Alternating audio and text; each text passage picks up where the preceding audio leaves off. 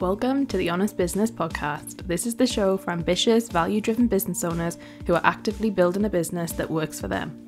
Hi, I'm May James, and I'm here to make scaling your business easier and more rewarding than ever.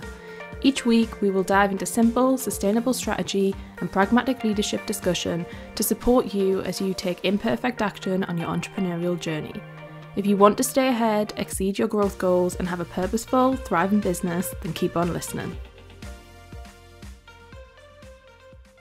Hello and welcome back to the podcast. I hope you are well. It's great that you are listening today.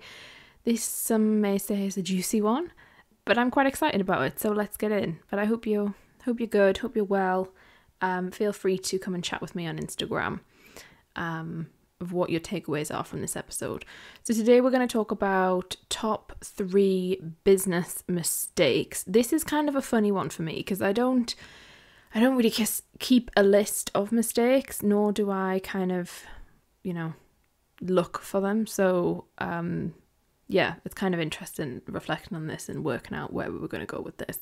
But I wanted to touch on why mistakes are important and why I do like making mistakes. So in terms of why mistakes are important, you hear that a lot, but I don't think people really... you get the full picture as to why. So for me, the reason I really enjoy it is because it allows me to know that I'm always growing. Because I feel like if you make a mistake, you're doing something and that means you're moving forward. So for me, it's about are you actually doing anything? And if you're not, then you're probably not making any mistakes. And I see that with clients a lot where I'd much rather try and help them get over a mistake than I would that they don't do anything at all. Because if you don't do anything at all, I can't really help you. And it's the same in business, your business is only going to grow as much as you're prepared to take the risk and prepared to mess up and fuck up. And, that's just part of life and it's part of business. I am going to swear in this episode. I've just decided I've given up trying not to. So, hey ho.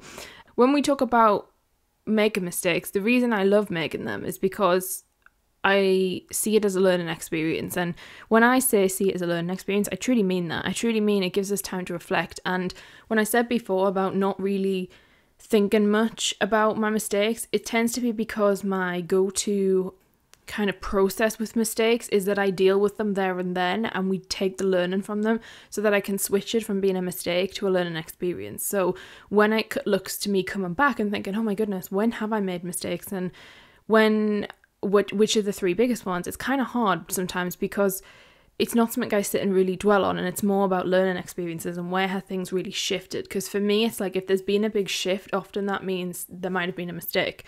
So for me, it's about learning and it's about finding new ways of doing things, and also about really centering yourself and really putting a mirror to yourself and saying, where are you failing? Where have this not gone right? Where have you maybe hurt someone, or where have you done something that you didn't mean to do? For me, that is really what rings true. It's all about how do we move forward from there. The one thing I want to preference this by saying is, as much as I found it hard, I don't know if hard's the right word, but I did find it quite interesting to think about the top 3 business mistakes. What I would say is that I make mistakes all the time. I make mistakes every day. I make big mistakes, small mistakes, across the board, things that were avoidable, some things that aren't avoidable, some things that didn't even know was a mistake, and then you realize afterwards it was. So I just want to come on and say you can be a really great businesswoman, you can run a great business, you can be doing all the things and you still make mistakes. That is normal. It's part of the process. It's kind of weird if you don't, in my opinion. And I really encourage you to start making mistakes yourself. And I always say that whenever I make a mistake, I learn from it, and I also try and rectify what I can. Now, sometimes you're going to make a mistake and you can't, right? You fuck something up and you fuck it up, and maybe that's something you have to kind of live the consequences of. But for most of the mistakes you make in business, you can rectify them, or you can respond in a way that is a positive outcome overall. So that's something I want to talk about. So in terms of the top 3, I'm going to go into them here. Now, these are more themes rather than actual examples. I can try and give you some examples, but I feel that the 3 I've picked are kind of key. So the first one is about letting my age hold me back. So for the longest time, I allowed my age to be just this thing that had a hold of me. It held me back. I used to criticize myself for it. I drove myself insane because of it, because I'm young. And I didn't feel like I fitted in a lot. I have friends who are a lot older than me. I get on really well with people who are, 20, 30, 40 years older than me. And it was something that I struggled with for a long time, because I used to feel like I struggled to take up conversation with people of a similar age to me, because I was just thinking in a different way. And now what I've become to realize is that's just leadership, and it's just, some people are just destined to do different things, right? And for me, it was like this energy that I used to just feel like I had, and nobody kind of understood it, and I didn't have a way to kind of utilize it. And I've realized that it's now a power, but before it really held me back. And so what happened is I just kind of felt like I was too young for anyone to take me seriously. I felt like my age held me back. I felt like my intelligence level was at one place, and my skill set was at one place, and my knowledge was at one place, but my age was telling me the opposite, and therefore I couldn't do that. And it's really weird when I talk right now to hear myself, because it's like, it's sad, You just think, oh my goodness, it's so sad. And I'm such an advocate of helping women of all ages, and for me, I'm talking about being young, but I know it's the same of a flip side of like, sometimes you can feel like you're too old. So I just want to come on and say, like, regardless of whatever your age is, don't let that be the reason that you hold back, because that is a big mistake, Like, if I had just leaned into what I knew intuitively inside of me that I was going to do this, I would have been a hell of a lot further ahead than I am now.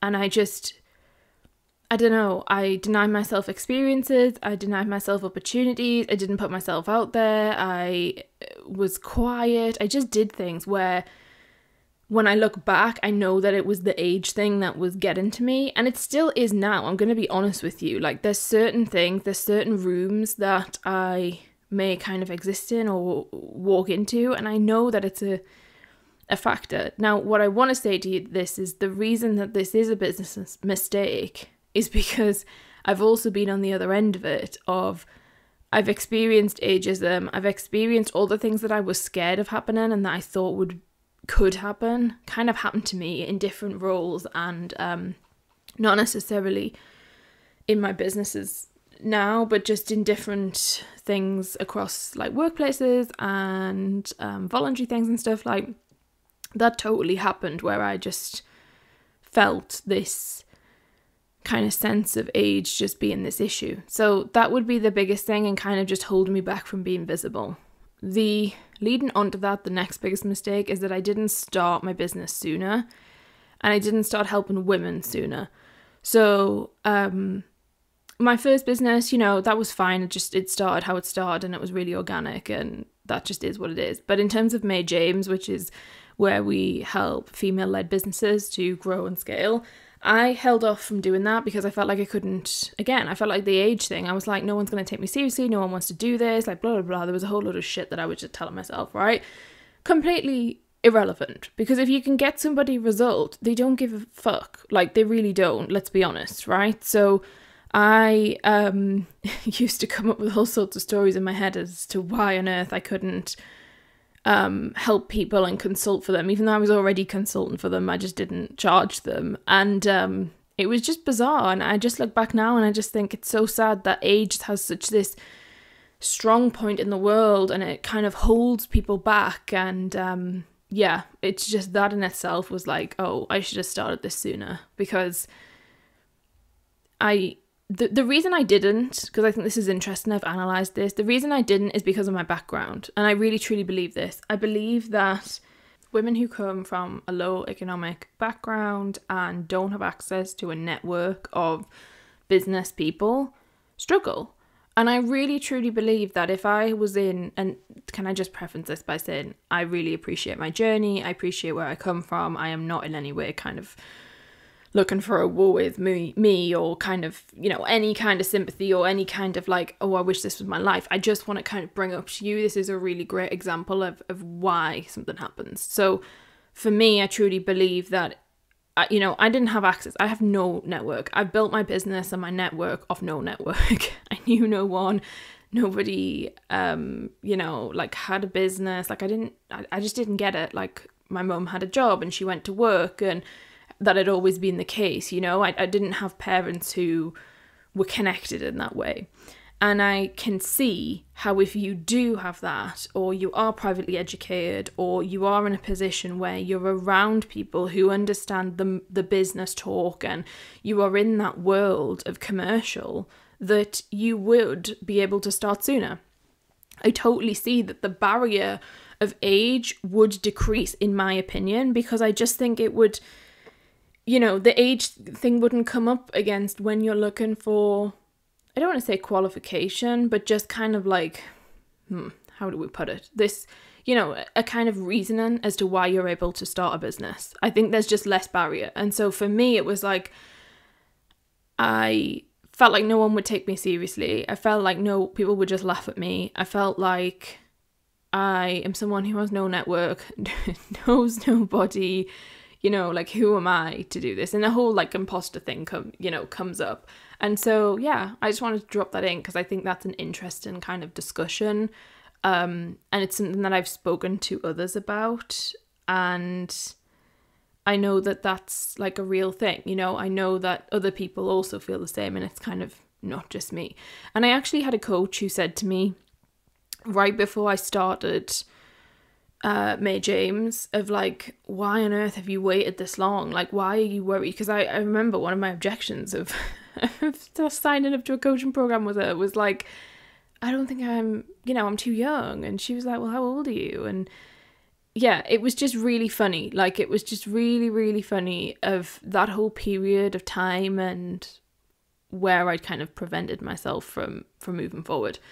The next business mistake was not leaning into what makes me different or what is unique or what some people might think is weird or strange. So I have been on a massive journey of self-acceptance and self-love and self-belief and all that kind of jazz alongside building my business. And that is so common for so many people. That's what I see from my clients. It's just a common thing, right? We all are kind of, business requires you to have such an expansion and such a diverse kind of foray into the world that inevitably you have to progress with it, and your business can only grow as much as you're willing to keep up with it. So this kind of whole thing about accepting who I was and knowing who I was, like, it's hard, if you go to a schooling system, and I went to just a normal state school, you get shoehorned into things and you get told what class you're in and you get told X, Y, and Z, and you go to uni and you do this and do that. And, it's bizarre because you just lose yourself. You have no clue who you are. It's kind of all knocked out of you, any individuality, and it is really challenging. And so I have definitely been on this big journey of like self-discovery and understanding and being okay with the fact that it's okay to be me. But the other part of the piece is also allowing myself to realize that the things that I think are weird or crazy are the things that people really love. And it's the things that people want to buy from me from. And that's been a journey for me to really allow, because for a period of time, I tried to push that away. And I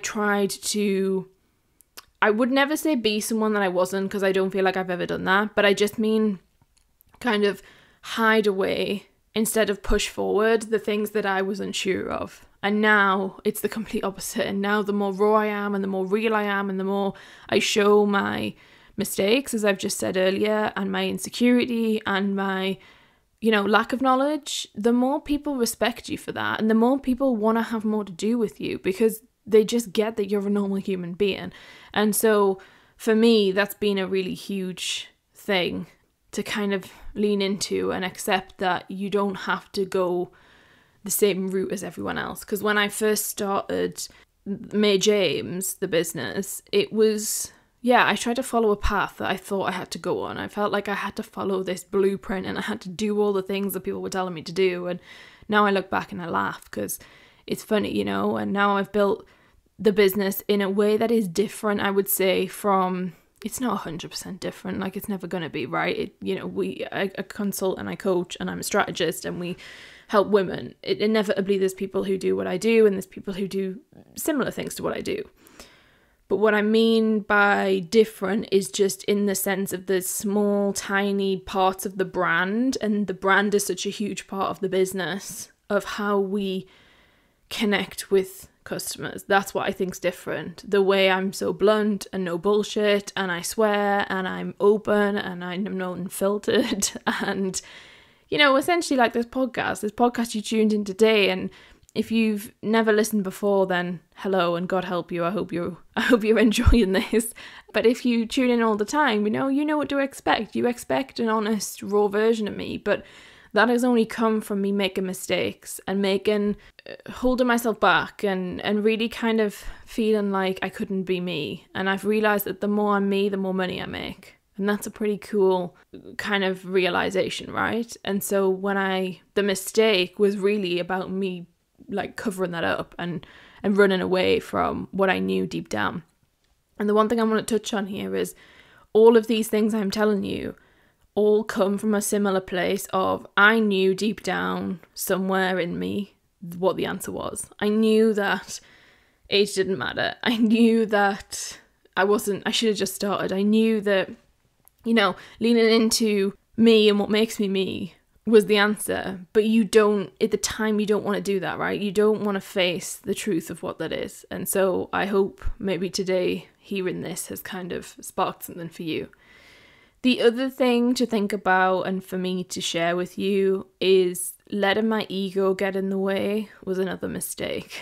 Now, sometimes I feel like this is inevitable and it's kind of unavoidable to some degree, but yeah, I definitely have found that. And when I talk about my ego, for me, what I mean by that is I get very obsessive very quickly about quality and about customer service and about what people need.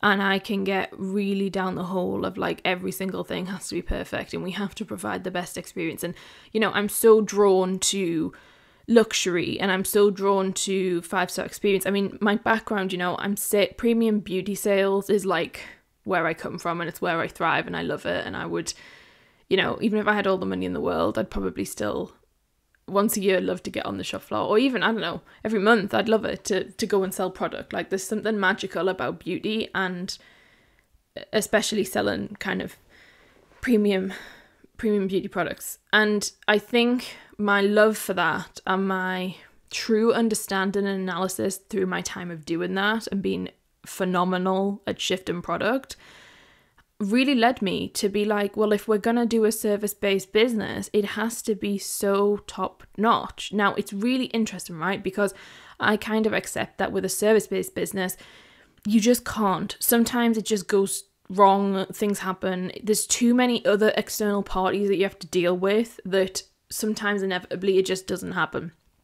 But with a service-based business, I was so intentional about how I wanted it to start and be and run and exist as, and therefore that did get a bit ridiculous because my ego was like, people need to have this and they need to have that and I want them to have this and it needs to feel like this, and there was just this endless list of requirements and it's not necessary. And don't get me wrong, I still truly believe that we offer an unbelievable client experience and one that people come back to. Our client retention is, massive, and people feel really seen and they feel heard, and depending on what offer they choose to join us in, there's different levels of how we display the brand and luxury. But, some of our highest containers in terms of, in-person strategy days and things like that, I mean, we blow people's socks off, quite literally. I'm joking, we don't really. But, we've had the comments we've had about the quality of what we offer and craft and experience is amazing. So I should be really happy with it. And I am, I'm really grateful for that. And I'm really happy that although it is a mistake to some degree, it has really paid off in terms of the intention behind it. And the intention there was always positive, and it was always that I wanted the best for people and customers. And I felt like, if I wanted a premium brand and I wanted a luxury brand, I wanted people to feel that from their perspective too. All I'm saying with the mistake side of it is that you can get too wrapped in your head too quickly with it, and you can get a bit obsessed, and it can get you can hold yourself back a lot. And so that's what happened to me. Do you see the theme there? There's a theme. There's a theme throughout. I don't want this episode to be too long today because I respect your time, and I know that this is one of those where you might not get a huge lot of practical learning out of, and it is more me babbling along, but hopefully there is some interesting parts in there. The things that I wanted to touch on more for your benefit is about getting over your mistakes. So when you make a mistake in business, and as I said, those that I've discussed today are quite big picture stuff, and that was intentional because I don't know, because we're so strategic and planned out, I will be honest, we don't have a lot, touch wood, of like operational issues and day-to-day issues and stuff like that, because the business is run like clockwork and it is run so formulaic and so, you know, just well thought out and planned that I don't want to say lucky because it's all intentional, but you know, we don't have these massive horrific business mistakes where we lose loads of money or we do this and we do that, because like I'm do what I do for other clients' businesses for myself. So it's more about these kind of contextualized ideas that I think are nuanced, and I think are actually in some places more important, because it's the stuff that people don't really acknowledge a lot of the time, in my opinion. I haven't really heard many podcasts that talk this candidly about this sort of stuff. But when you do make a mistake, and if it is an operational mistake, you know, a client's not happy or things are moving and they're not the right thing, what I want you to do is really get over them quickly. You have to not hold on to them. I made a mistake, and this is another one, where at the beginning I'd hold on to the mistakes for so long. I'd be traumatized. I'd be paralyzed. I was stressed to hell about it. I've beat myself up about it, and it's just ridiculous. You have to lean into the discomfort, and you have to just learn to not hold on to them. You have to take the learning. You have to fix whatever you need to fix, and then you need to run full steam ahead forward. Some people make mistakes in business and it kind of paralyzes them, and they lose 6 months of their business. They lose 3 months to just complete paralyzation, and you're just kind of stood there and you're just like, oh, I don't know what I'm doing, and it can really jolt you off kilter, and I don't want that to be the case for you. So I'd really encourage you to, you know, yes, you've got to learn, and yes, you've got to do this, but don't dwell on it for too long. Like, you need to be moving fast enough so that it's like, okay, next thing, what's next? Because I think what happens sometimes is, especially in small business world, we stay in small business world. And that means that sometimes the pace is dictated by us, and therefore it just stops. And if it just stops, then no wonder you get obsessed with it, because you're like, oh my goodness, this is my whole world. If you make the mistake, fix it, find the learning, do whatever you need to do, and then keep going.